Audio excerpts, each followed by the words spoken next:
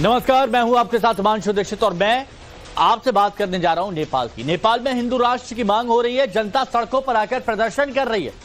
शुक्रवार 28 मार्च 2025 को काठमांडू में तो हालात इस कदर बने कि हिंसक प्रदर्शन में 2 लोगों की मौत हो गई और बहुत से लोग घायल हो गए। राजशाही की मांग को लेकर मंजर कुछ इस कदर था कि सुरक्षाकर्मियों को अपने बचाव में प्रदर्शनकारियों पर आंसू गैस के गोले छोड़ने पड़े।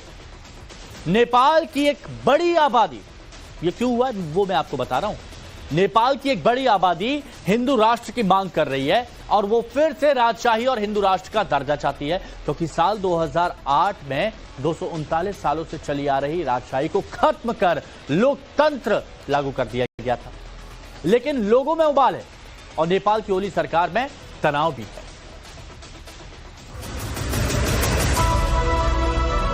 हिंदू राष्ट्र होना चाहिए, हम हिंदू है, हिंदू राष्ट्र तो होना चाहिए। पहले भी हिंदू राष्ट्र ही था।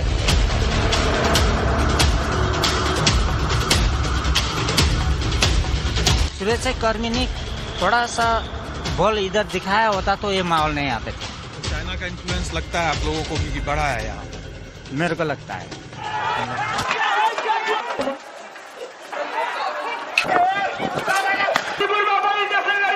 वो तो सही बात है, वो सही बात है, वो तो होना ही चाहिए, होना ही पड़ेगा, क्योंकि हमारा जो इंडिया जो है हमारा भाई है, वो हम नेपाल है वो भी हमारा भाई, हम दोनों भाई भाई हैं, तो भाई भी सपोर्ट करेगा।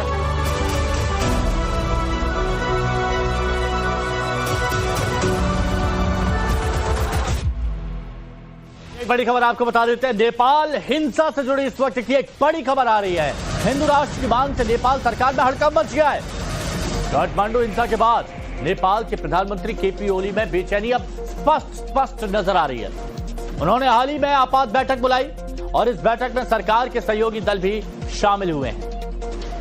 देखिए, यह हम आपको बता देते हैं कि हिंदू राष्ट्र की मांग को लेकर काठमांडू में हुई हिंसा में 2 लोगों की मौत हुई है, 100 से ज्यादा लोग घायल हुए हैं और 110 से ज्यादा लोगों को अभी तक गिरफ्तार किया जा चुका है।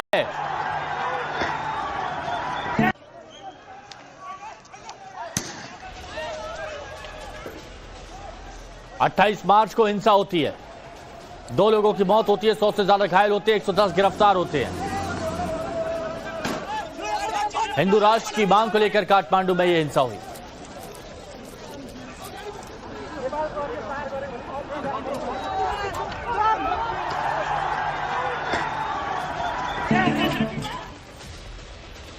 हिंदू राष्ट्र, राजशाही, चीन का हस्तक्षेप, करप्शन और कई मुद्दों पर इस वक्त भारत का पड़ोसी देश नेपाल सुलग रहा है।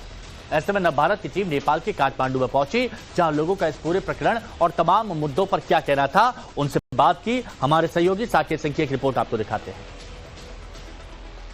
नेपाल में जिस तरह से राजनीतिक घटनाक्रम लगातार बदल रहा है, हमारे साथ नेपाल के कुछ लोग यहाँ पर मौजूद हैं, हम उनसे सीधे बात करते हैं। पूरे घटना पे हम एक बार जानकारी लेना चाहेंगे। ये बताइए, क्या हुआ था उस दिन, कैसे क्या हुआ? जैसे आप लोग पूछ रहे हैं वैसे तो हम भी सब कुछ तो जानते नहीं हैं, फिर भी हम जितना जानते हैं उतने बताते हैं कि एक लोग दूसरे लोग ऊपर जाके बैठ गया ना, तो उसके बाद क्या हुआ, जो घर मालिक है उसने नीचे का दरवाजा बंद कर दिया। सुनने में हमारा भी, हमने देखा नहीं है सब कुछ, लेकिन दरवाजा जो बंद हो गया तो अपना जो कैमरामैन जैसे आप लोग का है ना, वो पत्रकार ऊपर से शूटिंग कर रहा था ना यहाँ का, तो ऐसे में आग लागी हो गया। यहाँ पे किसने किया, कौन किया, ये तो हम लोग जानते नहीं है, हम प्रत्यक्षदर्शी नहीं है किसने किया। भीड़ भाड़ में किसकी ये मतलब पहले किसने इस तरह से माहौल बना कि इस तरह माहौल किसने बनाया ये तो हम भी नहीं जानते। बोलते हैं लोग कि पुलिस वाला ने बनाया है, बोलते हैं लोग कि जो राजावादी ने बनाया है। इसमें दुविधा है, हम कैसे बोले कि इसने करे उसने करे, ठीक है। तो हम ऐसे बोलते हैं कि जो भी किया गलत किया है। आम नागरिक है नेपाल के, सरकार से क्या आप लोग अपील करेंगे? हम लोग एक बोलते हैं कि जैसे यहाँ पे माहौल जो खड़ा हुआ था उस दिन, वो जो 15 गते का दिन, हमारा नेपाली 15 गते, आप लोग 15 गते, तारीख में नहीं बोलते हैं हम लोग। वो जिस दिन में जो ये घटना होने से पहले सुरक्षाकर्मी ने थोड़ा सा बल इधर दिखाया होता तो ये माहौल नहीं आते थे, हमारे ख्याल में ऐसे लगता है। भाई क्या कौन सही है आप लोग के नजर में? राजशाही वाले लोग जो हैं वो सही है या फिर जो सरकार के साथ चल रहे हैं? शहीद दोनों ही हैं, लेकिन शहीद दोनों हैं, किसी को गलत नहीं कहते हैं हम, शहीद दोनों ही हैं, लेकिन सही तरीके से चलने वाला कौन है?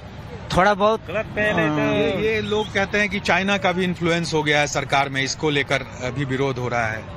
वो तो सही बात है, वो सही बात है, वो तो होना ही चाहिए, होना ही पड़ेगा, क्योंकि हमारा जो इंडिया जो है हमारा भाई है, वो हम नेपाल है वो भी हमारा भाई, हम दोनों भाई भाई हैं, तो भाई भी सपोर्ट करेगा, इधर का भी सपोर्ट करना पड़ेगा। चाइना को बीच में नहीं आना चाहिए, वो तो सही बात है, उसको नहीं आना चाहिए। तो चाइना का इन्फ्लुएंस लगता है आप लोगों को भी कि बड़ा है यहाँ पर? मेरे को लगता है।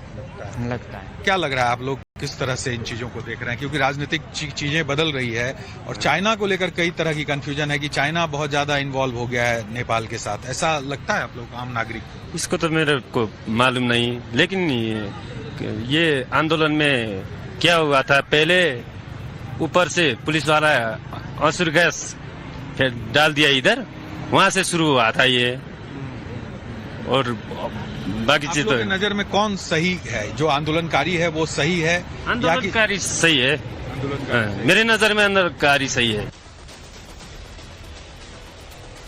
तो नवभारत पर तस्वीरों को देखकर आप ये समझ गए होंगे कि नेपाल सुलग रहा है, लेकिन क्यों सुलग रहा है, तो उसकी 5 बड़ी वजह हम आपको बता देते हैं। वजह नंबर 1, सरकार का फेलियर।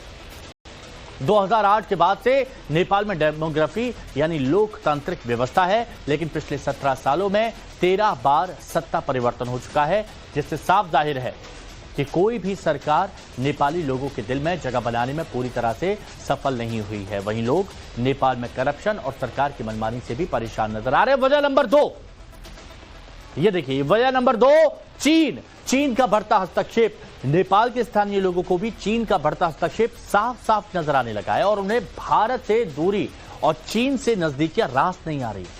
भारत नेपाल के रिश्ते हमेशा से अच्छे रहे हैं, लेकिन पिछले कुछ वक्त में इन रिश्तों की मिठास फीकी पड़ गई है, लेकिन कम जरूर हुई, जो नेपाल की जनता को अब पसंद नहीं आ रहा, क्योंकि वो इंडिया के लोगों को भाई कहते हैं। वजह नंबर 3, तेजी से बदलती डेमोग्राफी। नेपाल में जब से राजशाही खत्म हुई तब से तेजी के साथ डेमोग्राफी बदल रही है। हिंदुओं की संख्या घट रही है, बाकी अन्य धर्म के लोगों की संख्या में इजाफा हुआ है। अब वजह नंबर 4 जान लीजिए, हिंदू राष्ट्र की मांग। हिंदू राष्ट्र की मांग को लेकर खूब बवाल मचा हुआ। नेपाल दुनिया का इकलौता देश था जिसे हिंदू राष्ट्र होने का ऑफिशियली दर्जा प्राप्त था, लेकिन जैसे ही नेपाल से राजशाही खत्म हुई, 2008 की बात हो रही है, तो ये दर्जा भी खत्म हो गया।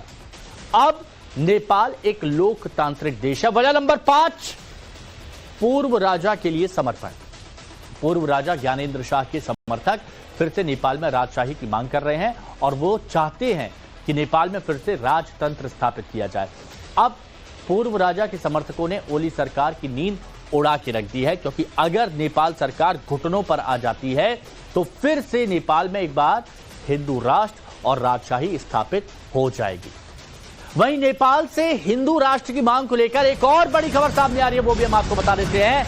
हिंदू राष्ट्र की मांग पर खुलकर सामने आए हैं लोग। नेपाल के कई लोगों ने नवभारत के कैमरे पर हिंदू राष्ट्र की मांग का खुलकर समर्थन किया और उन्होंने कहा कि नेपाल को फिर से हिंदू राष्ट्र बनाना चाहिए। उनका कहना है कि हिंदू राष्ट्र होना चाहिए। वही हिंदू राष्ट्र होना चाहिए, भ्रष्टाचार को मारना चाहिए, ये बोल रहा है ना, वो तो सही है ना। भी जो आम नागरिक है वो भी चाहते हैं कि यहाँ हिंदू राष्ट्र हो नेपाल। हाँ, वो सही, वही चाहिए, होना चाहिए। हम हिंदू है, हिंदू राष्ट्र तो होना चाहिए, पहले भी हिंदू राष्ट्र ही था। तो चाइना भी इसमें दखल अंदाजी तो कर रहा है, ये तो अब तो सामने आ चुका है। उसको तो मेरे को मालूम नहीं है। तो देखिए, नेपाल के हिंदूवादी संगठनों का तर्क है कि अगर सनातन को बचाना है तो सेकुलर कहने से काम नहीं चलेगा। नेपाल की जनसंख्या में पिछले 10 साल में मुस्लिम और ईसाई आबादी की हिस्सेदारी बढ़ी है और हिंदू और बौद्ध आबादी की हिस्सेदारी घटी है। साल 2011 और 2021 के सेंसस के मुताबिक हम आपको बताते हैं, तो यहां पर आप देखिए साल 2011 से 2021 के बीच कैसे नेपाल में डेमोग्राफी चेंज हुई। इन आंकड़ों से आप समझिए, 2011 में हिंदुओं की संख्या 81.3% थी, जो 2021 तक देखिए कितनी हो गई, 81.19%। 2011 में बौद्ध की संख्या 9% थी, जो घटकर 2021 तक कितनी हो गई, ये देखिए 8.2 0.8% घट गई।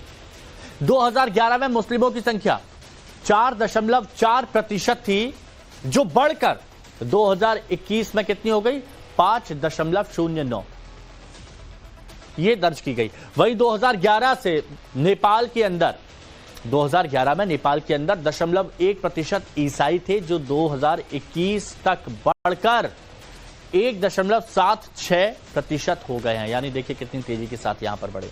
तो ऐसे में समझा जा सकता है कि नेपाल में क्यों हिंदू राष्ट्र और राजशाही की मांग हो रही है और इसीलिए इतना हंगामा मचा हुआ है। हमारे सहयोगी हमारे साथ जुड़े हुए हैं, साकेत सिंह काठमांडू से जुड़े हुए हैं, हर एक तस्वीर आप तक सबसे पहले पहुंचा रहे हैं। साकेत, आपने बात की वहां के लोगों से, चीन को कसूरवार ठहराते हैं, हिंदू राष्ट्र की मांग की जा रही है, सरकार में टेंशन है, राजशाही की बात की जा रही है। अभी स्थिति क्या है वहां पर, क्या देख पा रहे हैं आप?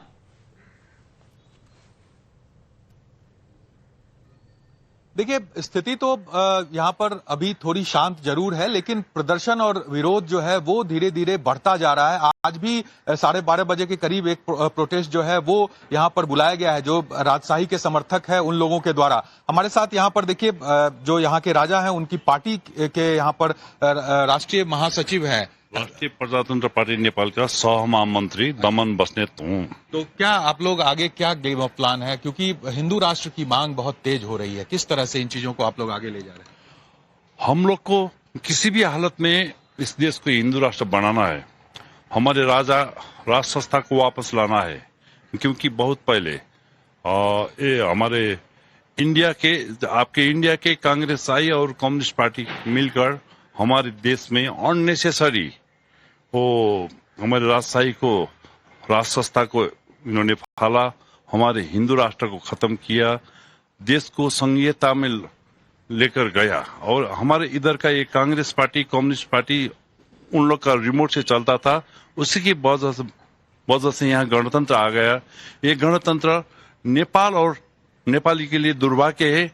अभी हमारे मुल्क भ्रष्टाचार में इतना फंसा है कि भ्रष्टाचार के दल में हमारे गवर्नमेंट, हमारे पूरा प्रशासन, न्यायपालिका, अब इंडिया में जो गवर्नमेंट चल रही है, तो क्या उम्मीद है आप लोगों को उस गवर्नमेंट से? क्योंकि आपने कहा कि कांग्रेस जब थी तो उन लोगों ने इस तरह से राजशाही को खत्म किया था। अभी इंडिया में बीजेपी का गवर्नमेंट है, वो अच्छा ही है, ठीक ही है, लेकिन वो जब ये जो हमारे देश में ये आंदोलन चल रहा है हिंदू राष्ट्र बनाने के लिए और राष्ट्र संस्था को वापस लाने के लिए, वो हमारे बलबूता से ही करेंगे ये आंदोलन। खैर अगर इंडिया सपोर्ट करेगा तो हम। इस आंदोलन के दौरान योगी आदित्यनाथ के पोस्टर्स भी दिखे थे हम लोगों को। योगी जी अच्छा आदमी है, हिंदुत्व के लिए वो सिर्फ इंडिया का नेता नहीं है, नेपाल का नहीं है, वो वर्ल्ड का नेता है। वो तो फोटो देखा था, लेकिन किसी ने लेकर आया। हम हमारे आंदोलन में ये हमारे नेपाली जनता के आत्मबल से होने वाले आंदोलन में हम इंडिया को भी, चाइना को भी इन्वॉल्व कराना नहीं चाहते हम। चाइना, अच्छा, एक चाइना का जब जिक्र हुआ, चाइना कितना इन्वॉल्व है इस तरह के जो आंदोलन हो रहे हैं या जो सरकार यहाँ पर चल रही है, उसमें कहा जाता है कि चाइना का इन्वॉल्वमेंट बहुत ज्यादा है, ऐसा है क्या? हाँ, हम लोग सुनो, ये चाइना का प्रभाव ज्यादा है अभी गवर्नमेंट में, कम्युनिस्ट पार्टी में, ये सुन रहा हूँ। फिर भी वो चाइना और हिंदुस्तान को हम लोग ने बैलेंस में लेकर लाना है, क्योंकि हमारे एक साइड में बहुत बड़ा चाइना है, एक साइड में बहुत बड़ा इंडिया। हम लोग को तो ये पॉलिसी होना चाहिए कि दोनों को बैलेंस में रखकर फायदा उठाना चाहिए, कंट्री को बनाना चाहिए। लेकिन ये हमारे गवर्नमेंट कभी चाइना से खेलता है, कभी इंडिया से खेलता है, कभी यूरोपियन यूनियन से खेलता है, ये बहुत बेवकूफ है। इंडिया तो हमेशा से राजशाही को समर्थन दिया है, इंडिया ने साथ दिया है हर चीजों पर। वो नहीं लगता है, हर समय तो साथ नहीं देता है, लेकिन अभी समय अच्छा है, समय अनुकूल है राष्ट्रता लाने के लिए, हिंदू राष्ट्र वापस लाने के लिए। आई थिंक वो इंडिया हम लोग को साथ में ही होगा। तो क्या आगे किस तरह से आप लोग इस आंदोलन को अब चलाएंगे, क्योंकि कई लोग गिरफ्तार भी है आप लोग के संगठन के, बहुत से लोग, 100 से ज्यादा लोग ऐसे गिरफ्तार। देखिए, हम लोग नेशनलिस्ट लोग हैं, राष्ट्रवादी लोग हैं, और नेपाल में ये नेपाली कम्युनिस्ट पार्टी, कांग्रेस की तरह हम लोग एक नहीं है, हमारे टुकड़े टुकड़े बहुत पार्टी है, जैसे राप्रपा है, राप्रपा नेपाल है, और बहुत सा और भी राष्ट्रवादी पार्टी है, सोशल मीडिया वाला और ग्रुपिज्म बहुत है। अब हमारा उद्देश्य सब एक होकर ये अभी का जो ये भ्रष्ट गणतंत्र वाला है, इन लोग का खत्म करना है। अच्छा, एक चीज है कि मुस्लिम आबादी बहुत ज्यादा बढ़ी है, डेमोग्राफिक चेंज नेपाल में भी बहुत तेजी से हो रहा है, इसको लेकर भी क्या चिंता है आप लोगों की? मुस्लिम आबादी भी बढ़ रहा है, वो तो उसमें ज्यादा कमेंट नहीं करना चाहता हूँ, लेकिन सबसे ज्यादा प्रॉब्लम क्रिश्चियन से है नेपाल में। क्रिश्चियन जब 62-63 साल में नेपाल में गणतंत्र आया, यूरोपियन यूनियन, अमेरिकन मिलकर हमारे धर्म, संस्कृति, राष्ट्रीयता खत्म करने के लिए इन्होंने ये अभी जो गवर्नमेंट चला रहा है ना, ये नेपाली कम्युनिस्ट पार्टी, एमाले, माओवादी, कांग्रेस, इन लोग के ऊपर इन्होंने बहुत पैसे लगाया। अभी धर्मांतरण इतना हो रहा है कि पहले मुश्किल से नेपाल के अंदर 10-15 चर्च था, अभी तो हजारों चर्च है, हर 10-15 घर में एक चर्च है। मस्जिद भी हमने देखा कई जगहों पर नया बना है इस इलाके में। मस्जिद काठमांडू में 2-3 तो बहुत पहले से था, अभी मस्जिद भी बढ़ रहा है। ये तो एक चिंता का विषय मानते हैं, क्योंकि हिंदू राष्ट्र था नेपाल और इस तरह से स्थिति बन रही है। तो देखिए, पोर्ट में बहुत सारा मुस्लिम कंट्री है, बहुत सारा क्रिश्चियन कंट्री है, विश्व का एक ही हिंदू राष्ट्र नेपाल था। तो देखिए, ये बहुत डिटेल में बात की हमारे सहयोगी साकेत ने, और जो वहां राजशाही चाहते हैं उस दल के नेता हैं, और उन्होंने बताया कि कैसे डेमोग्राफी बदली है, कैसे ईसाइयों की तादाद बदली है, हर 5-10 घरों में एक चर्च हो गया, मस्जिदों की संख्या वहां पर बढ़ती जा रही है, इसीलिए हिंदू राष्ट्र की मांग कर रहे हैं और आगे की लड़ाई वक्त को अनुकूल बता रहे हैं। साकेत, आप रिपोर्ट करते रहिए, भेजते रहिए, हम उन्हें दिखाते रहेंगे और आपसे बात भी करते रहेंगे।